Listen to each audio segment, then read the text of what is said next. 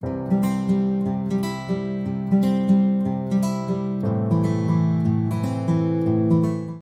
day, everyone. This time we're gonna learn a table napkin technique that I think I've just discovered. So I'm gonna show you the process, and it's just very simple.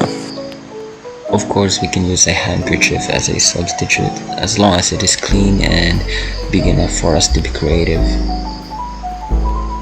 For our technique of the day, we're gonna place all corners of the handkerchief towards the center. After all corners are already placed in the center, we're gonna flip it towards the other side so that the underside will be facing upwards. Then, of course, table napkin is all about balance. That is why I'm gonna use both of my hands now and apply the same principle by putting two corners at a time towards the center and getting a corner from underneath. If we pull it too hard, as you can observe, we'll be able to create a petal-like structure. But this is just one of four.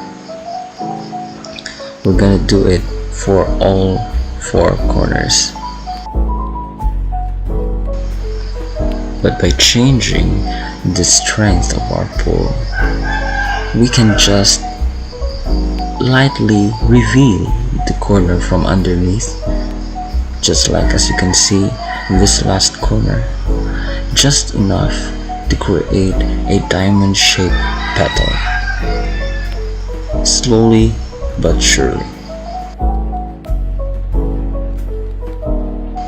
Finally, our Sampaguita table napkin fold is complete. Now, we should consider where to put our utensils or other table decoratives to complete the final look. Thanks for watching. Have a nice day.